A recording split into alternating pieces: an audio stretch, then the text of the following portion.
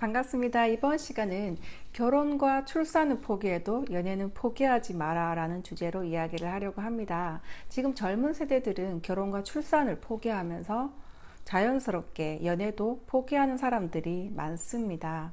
그런데 제가 왜 뜬금없이 연애에 대한 이야기를 하냐면 저희 유튜브 채널의 핵심 주제는 성장하는 삶이잖아요.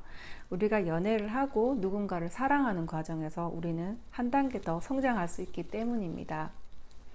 근데 연애를 통해서 우리는 어떤 것을 얻을 수 있을까요? 첫 번째는 내가 누구인지 명확하게 알 수 있습니다. 내가 누구인지 알려면 사랑을 하라는 말이 있죠. 저는 그 말이 맞다고 생각을 하는데요. 내가 무엇을 좋아하는지, 무엇을 싫어하는지, 무엇을 감수할 수 있는 사람인지, 무엇을 견딜 수 없는 사람인지, 연애라는 것을 통해서 내가 어떤 사람인지를 정말 제대로 알 수 있습니다. 그렇기 때문에 연애의 경험은 상당히 중요한 것이고요.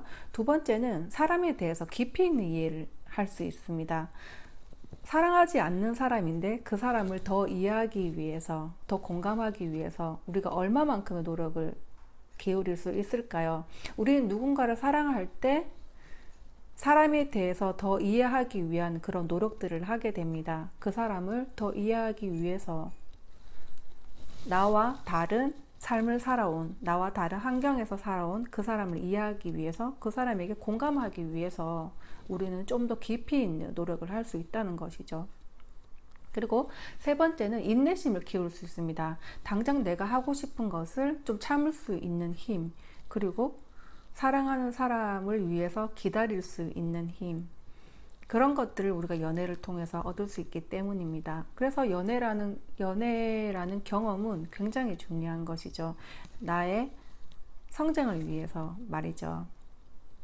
그런데 이 연애에 또 부작용들이 있죠. 연애를 통해서 자존감이 하락하시는 분들도 꽤 많습니다. 여자친구는 너무 좋은데 나에게만 너무 의존해서 너무 힘들다.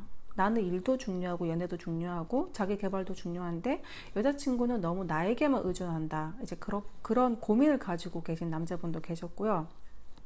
또 남자친구가 오래 연애를 해서 정말 나와 성격이 잘 맞는데 결혼을 염두에 두면 당장 이 남자와는 헤어져야 될 것 같은데 어떻게 해야 될지 모르겠다. 그런 고민을 하는 여자분도 계셨습니다.